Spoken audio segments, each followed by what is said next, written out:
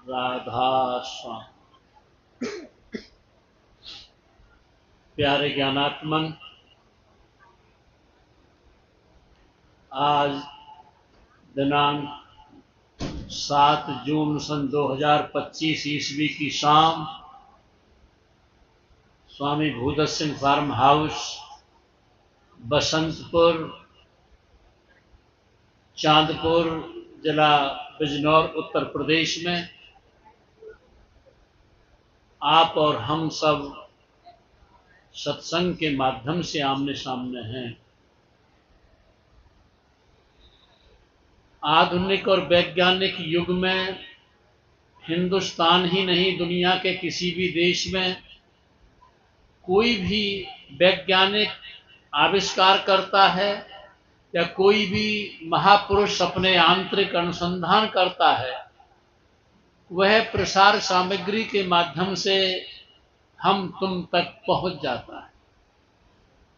अध्यात्म का कोई ऐसा प्रसंग बाकी नहीं है जो हम तुम तक हमारी परंपराओं के माध्यम से, मान्यताओं के माध्यम से या सूचनाओं के माध्यम से, रेडियो, टीवी, अखबार या मोबाइल के माध्यम से हम तुम तक न पहुंच पाया हो। बस मैं सत्संग की बात इधर उधर से ज्यादा विस्तृत न करके संक्षिप्त में कहना चाहता हूं कि ये जो शरीर जो हमारा है, ये शरीर हमारे संत महात्माओं ने, जो हमसे पहले पूर्व गुजरे हैं और उन्होंने अपने शरीर की खोज की है, अपने भीतर प्रवेश किया है, तो उन्होंने शरीर को 12 कमलों में, चक्रों में बांटा है, जिसमें प्रथम कमल गणेश उवासा, हमने कहीं लिखा है, प्रथम कमल गणेश उवासा, द्वितीय कमल ब्रह्मा निवासा, तीसर कमल विष्णु पद राधे, चौथे शिवर शक्ति विराजे, आत्म कमल गिनो तुम पांचा, परमात्म छठमा कहराचा। ये 6 कमल पिंड के हैं और 6 कमल ब्रह्मांड के हैं, जो संत महात्माओं ने बयान किए हैं। कमल 7वां काल दुबारा, ज्योत निरंजन बस्ती डारा, कमल 8वां त्रकुटी माही, रहता ब्रह्म सूर्य ठाई, 9वां कमल 10वें द्वारा, पार ब्रह्म जा आसन डारा, 11 भमरपुरी में कमला, सत्यलोक में 12 कमला। तो ये हमारे तुम्हारे शरीर की संरचना हो चुकी है, यानी हमारे सब देवी देवता परमात्मा धनी अपना सारा काम कर चुके हैं और अब कुछ हमारा काम बाकी रह जाता है। जब हम जागृति अवस्था में होते हैं, जागते हुए होते हैं, तब एक हमारी सपना अवस्था होती है, जो सुसुप्ति और जागृति अवस्थाओं के बीच की अवस्था होती है। जागृति अवस्था में तो हम तुम सब अपना दृष्टिपात कर रहे हैं, सुन रहे हैं। स्वप्न अवस्था में हम लोग आधे आधे, जो सुसुप्ति और जागृति अवस्था के बीच की अवस्था है, जिसे स्वप्नावस्था भी कहते हैं, आधे जागे रहते हैं, आधे सोए रहते हैं, स्वप्न देखते रहते हैं। और स्वप्न जो देखते रहते हैं उसमें हम संसार की ही, हमने स्वामी कबीर साहब ने कहा है कि सोते वक्त सूरत, स्वप्न की जो रचना होती है, सोते वक्त सूरत की धारा उतरी, यानी 16 दल का कमल कंठ में शक्ति का जहां अकस पड़ा, सोते वक्त सूरत की धारा उतरी, मन भी यहां संग लग पड़ा, मन और माया दोनों मिलकर रचना अजब बना लेते, सुरती भी यहां संग रहते है, इसी को सपना कहते। यानी स्वप्न अवस्था जागृति अवस्था में जो हमारी होती है, तो उसमें मन की, माया की और चेतना की, रूह की उपस्थिति होती है, तीनों की रचना होती है। और जिसका प्रधान मन हो जाता है, वो स्वप्न बहुत काल्पनिक, जिसे हम सोच भी नहीं सकते होता है, और जिसकी प्रधान माया हो जाती है, वो डरावना भयंकर होता है। और जो कहते हैं कि मेरा सपना सच्चा हो गया, इसका प्रधान चेतना रूह होती है, तो वो सच्चा होता। तो ये स्वप्न अवस्था जो हमारी बीच की होती है, ना तो आधे हम सोए होते हैं ना जागे होते हैं। और इसके बाद सुषुप्ति अवस्था जो हमारी होती है, वो ऐसे हो जाती है जैसे हम मृत्यु में चले गए हों। हमें ना मन रहता है, ना चित्त रहता है, ना बुद्धि रहता है, ना अहम रहता है, हम मृत्यु में चले गए हों। और जब मृत्यु में चले जाते हैं तो ये कोई भी हमें, जैसे मर गया आदमी, कुछ नहीं रहता उसको याद, कौन मेरी माँ है, कौन बाप है, कौन क्या है। और जब मृत्यु, हमारी संत महात्माओं ने कहा है कि ये सुषुप्ति अवस्था हमारी एक मृत्यु होती है। जो पूरी गहरी नींद सो जाते हैं, जो सुषुप्ति अवस्था में चले जाते हैं, स्वप्न अवस्था के पार चले जाते हैं, उनके जीवन की जो सुबह उठते हैं वो एक ताजगी लिए हुए होते हैं, एक ताजगी लिए हुए, एक चेहरे पर अलग बात होती है जीवन की। और जो सपनों में ही रात दिन खोए रहते हैं, कभी कुछ देखते हैं, कभी कुछ देखते हैं, कभी कुछ देखते रहते हैं स्वप्न में ही, और सुबह को जब उठते हैं तो वो अलसाए अलसाए रहते हैं, ना तो पूरे आराम कर पाते, ना ये वृक्ष भी सोते हैं, सुबह को अपने फूलों की सुगंध बखेरते हैं, अपनी ऑक्सीजन बखेरते हैं, पक्षी भी सोते हैं। ये मृत्यु के बाद जीवित होते हैं, मृत्यु की गोद से आते हैं, और इनमें एक नई ताजगी होती है। तुम भी जब सुसुप्ति हो जाते हो तो तुम भी एक ताजगी लेकर आते हो, और वह जो सुसुप्ति के बाद छोटी सी मृत्यु में से जैसे जिंदा होते हो, तो तुम्हारे जीवन की एक ताजगी होती है। और जो गहरी सुसुप्ति अवस्था में नहीं सो पाते, वो सपनों में कभी किसी से, कभी किसी से, कभी कुछ सपनों में अनिद्रा की बीमारी में रहते हो। एक मुझे कहानी पढ़ रहा था, सुन रहा था मैं। एक आदमी था, सोया, जब सोया तो वह स्वप्न देखने लगा, और स्वप्न देखने लगा तो देखते देखते, स्वप्न देखते देखते ऐसा हुआ कि वो एक शेर उसके पीछे दौड़ रहा, और वो शेर से बचाव के लिए आगे ही आगे भागा जा रहा है, आगे ही आगे भागा जा रहा है, जितनी भी उसमें जरूरत है भाग रहा है। शेर उसके करीब आता चला जाता है, यहां तक है कि वो भागता भागता शेर के जो श्वास थी, वो भी आवाज उसकी पीठ पर, श्वास के स्वर भी उसको छूने लगे। उसने के करीब आया, क्या करें। फिर उसने एक पंजा, शेर का पंजा भी अपनी पीठ पर महसूस किया। उसने कि मारे गए, शेर तो इतना करीब आ गया कि उसकी श्वास भी मेरी पीठ पर और उसका पंजा भी मेरी पीठ पर है, मारे गए। जैसे पंजा तो उसकी आंख खुल जाती है भय में होकर, जब भयभीत होकर आंख खुल जाती है तो देखता है कि उसके पलंग पर उसकी पत्नी सोई हुई होती है, और पत्नी की श्वास उसकी कमर पर पड़ती है, और पत्नी का हाथ उसे शेर जैसा हाथ दिखाई देता है। डरता है तो वो जब आंख खुलती है तो कहता है, तुम मुझे सोने भी नहीं देती। और हर पत्नी इसलिए उसकी पीठ पर हाथ रख के सोती है, कहीं चला न जाए मुझे छोड़कर, पड़ोसी के यहां न चला जाए, या मुझे छोड़कर न चला जाए। सपने देखते हैं, तरह तरह के सपने, बीवियों के, बेटों के, बापों के, दोस्तों के, संबंधियों के, पैसों के, मुसीबतों के, लेने के देने के, बस रात दिन सपने देखने में लगे रहते हो, और तुम पूरी नींद नहीं सो पाते हो, सुसुप्ति अवस्था नहीं सो पाते हो। जब नहीं सो पाते हो तो तुम जीवन का, मृत्यु के बाद जैसे जीवन का आनंद लेते हैं, वो आनंद भी नहीं ले पाते, और बस सीधे अपने सपनों के उसमें उधेड़ बुन में लगे रहते हो, बेटों में, बापों में, माओं में। खैर, तुम, कबीर साहब ने कहीं लिखा है कि जागर से सोना भला, जो कोई जाने सोए, और अंतर लो लागी रहे सहज ही सुमरन होए। तुम सोना सीख जाओ, जब तुम सोना सीख जाओगे सही तरीके से, तो तुम जो जागोगे, जो जीवन सुबह को जो लोगे, तो एक नयापन होगा, एक खुशबू होगी, एक महक होगी, एक ताजगी होगी और एक जीवंतता होगी। उस जीवंतता के जीवन को जीना सीखो। इसके बाद जब मैं कभी अध्यात्म जगत के, अध्यात्म के सागर में डुबकी लगाता हूं, तो मुझे बहुत मोती दिखाई देते हैं।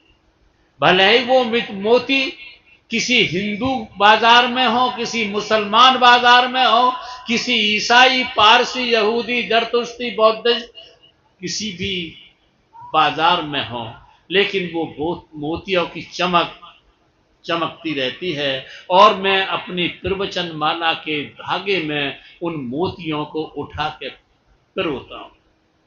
तो आज मैं अपनी प्रवचन माला के धागे में जो मोती पिरो रहा हूं, बहुत प्यारा नाम आप सुनेंगे और उस मोती का नाम है शेख निजामुद्दीन औलिया। संयोग से आज भारत ही नहीं, पूरी दुनिया में, इस्लाम जगत में ईद उल अजहा का पर्व मनाया जा रहा है।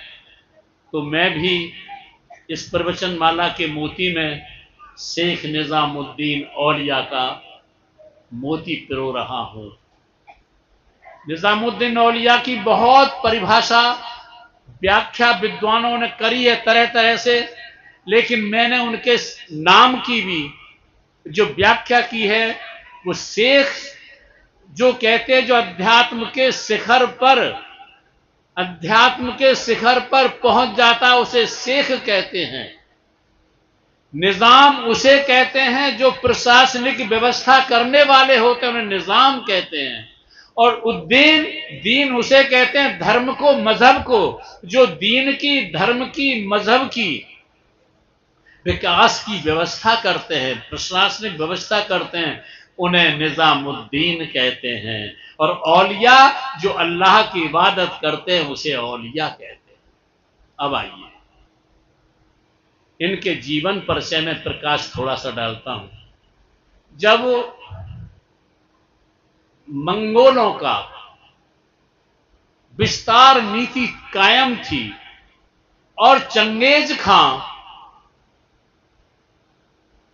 का आतंक व्याप्त था, तो बुखारा से शेख निजामुद्दीन औलिया के दादा और नाना बुखारा से लाहौर होते हुए, दिल्ली होते हुए बदायूं में जाकर के ठहरे। वो राजा और राजनीति से अलग रहकर सुख शांति की जिंदगी जीना चाहते थे और सुख शांति की जिंदगी जीने के लिए बदायूं में पहुंचे। और वो बदायूं में जब उनके दादा और नाना पहुंचे थे, तो शेख निजामुद्दीन औलिया का जन्म जो हुआ था वो बदायूं में हुआ था। और वह जो समय था ईस्वी सन के मुताबिक 1243 ईस्वी थी।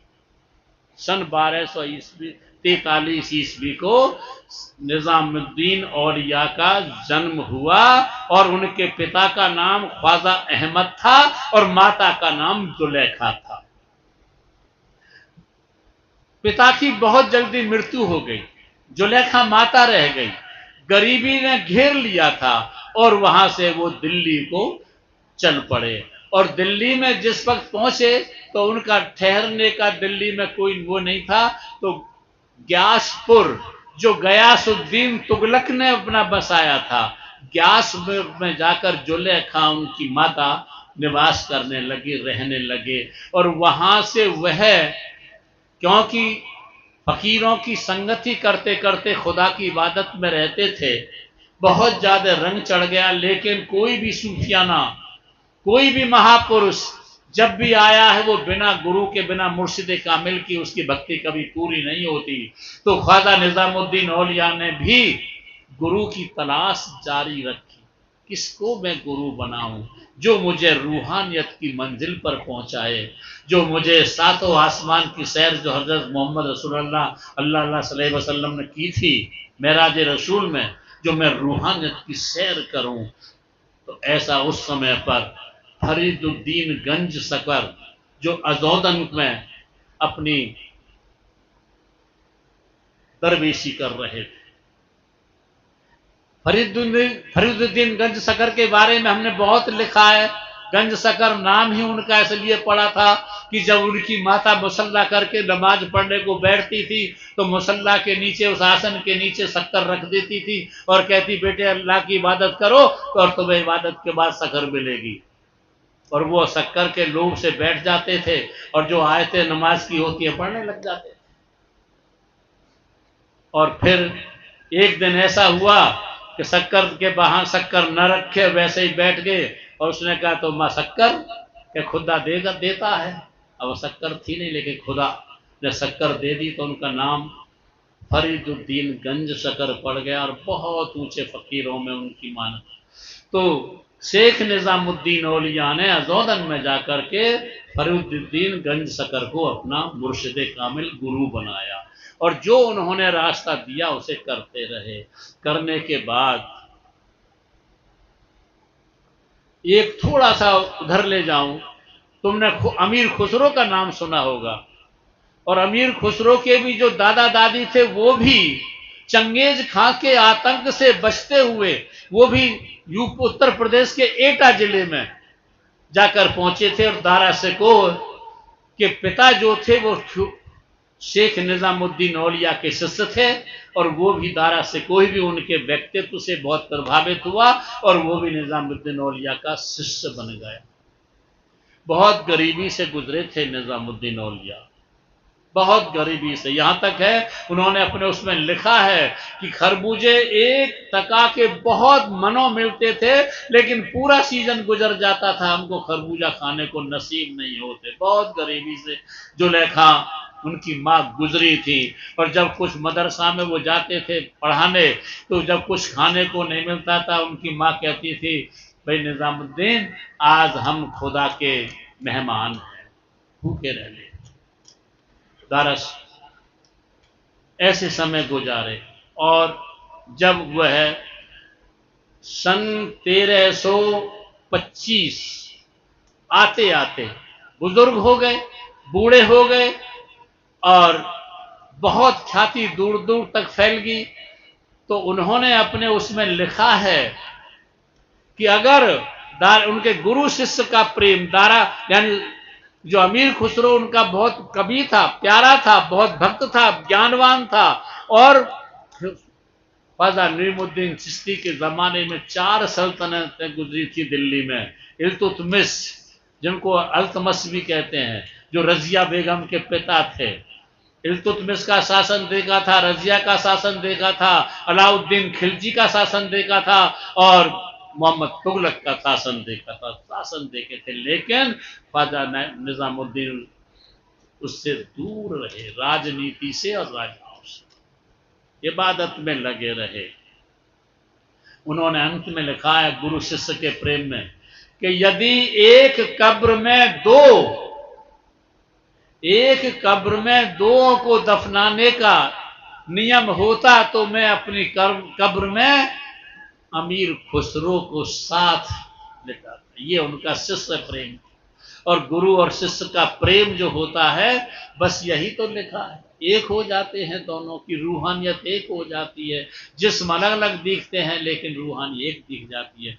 तो मेरे कहने का मतलब ये है कि वो सन 1325 ईस्वी में रूहानियत का प्रकाश करते करते और दुनिया से सूर्य अस्त हो गया। ये उनका वो रहा। अब मैं जब कोई बहुत ही पुराने के बाद में अंतिम उसमें कहता हूं तो मैं आपसे एक अपील करूंगा, वो अपील करूंगा कि आज भौतिकवादिता का युग है और भौतिकवादिता ने आदमी का खाना बिगाड़ दिया है। शराब पीते हैं, मांस खाते हैं, जुआ खेलते हैं, व्यभिचार करते हैं और इतने अवगुण बारीक हो गए कि जिनको कहा भी नहीं जा सकता, पुराने लोग नहीं जानते हैं। उनमें अपने परमात्मा को भूल जाते, अपने आत्मा को भूल जाते, अपने धर्म को भूल जाते, अपनी संस्कृति को भूल जाते और अपने जो कर्तव्य हैं परिवार के प्रति उनको भूल जाते हैं और बस वचन मसा मांस में उतर जाते हैं, शराब में उतर जाते हैं और परमात्मा को नकारने लगते हैं। कोई परमात्मा नहीं है, कोई आत्मा नहीं है, चार हरूफ सीख लेते हैं, उनके कहने से वस्तु स्थिति नहीं बदल जाती। आज मान लो मैं किसी आदमी के अस्तित्व को नकारना शुरू कर दूं, कुछ नहीं कुछ नहीं, लेकिन उनके कहने से वस्तु स्थिति बदल नहीं जाती है। उनके ना कहने से सूर्य कहने लगे सूर्य देवता नहीं है, चंद्रमा देवता नहीं है, पवन देवता नहीं है, अग्नि देवता नहीं है, उनके कहने से उनको अस्तित्व समाप्त नहीं हो जाता है और वो उन नकारने वालों के लिए भी अपना प्रकाश देना, अपनी हवा देना, अपना जल देना, अपनी अग्नि देना या पृथ्वी की वनस्पति देना काम नहीं छोड़ते हैं। तुम बस लंबी बात नहीं करूंगा, बस आपसे यही कहूंगा कि आप संत महात्माओं के जीवन से प्रेरित होकर अपने अंदर की सारी कमियों को दूर करके और जो कुछ भी तुम व्यवसाय करते हो, खेती करते हो या आज जो भी अपने गुजर बसर के लिए काम करते हो उसको करते हुए अपनी जिंदगी में कोई अवगुण मत आने देना और शाम को, सुबह को, दोपहर को, रात को, जब भी तुमको समय मिलता है अकेले बैठ करके और किसी इबादत को मत करो, कम से कम तुम अकेला होना सीख जाओ और जब तुम अकेला होना सीख जाओगे तुम्हारा मन तुमसे अलग हो जाएगा, बुद्धि अलग हो जाएगी, अहम अलग हो जाएगा, चित्त अलग हो जाएगी, इंद्रियों की वासनाएं अलग हो जाएंगी, तो तुम एक वह अनुभव करोगे जो भगवान बुद्ध ने एकांत में समाधिस्थ होकर अनुभव किया था, जो वर्तमान महावीर ने एकांत में अनुभव किया था, जो कबीर ने सचखंड नामी धाम पहुंचकर अनुभव किया था, जो गुरु नानक देव जी ने काल तख्त का अनुभव किया था, जो गुरु रविदास जी ने सचखंड सतलोक पहुंच करके अनुभव किया था, जो राधा स्वामी दयाल ने अनामी धाम पहुंचकर अनुभव किया था और जो हमारे बुजुर्ग वर्तमान के गुरु हैं, जो तुम्हें तुम्हारे भीतर तुम्हारे अनहद शब्द को और प्रकाश को प्रैक्टिकल लखाने का सूत्र देते हैं, उससे अपने जीवन को धन्य बनाओ, सार्थक बनाओ। यही सत्संग की आवश्यकता है, यही सत्संग की उपदेशना है और यही आज तुम्हारे जीवन की जरूरत है। आपने मेरी बात को बड़ी शांति और प्यार से सुना है, इसके लिए मैं आपका बहुत बहुत आभारी हूं। अंत में आपके अंदर बैठे उसी कुल मालिक को राधा स्वामी।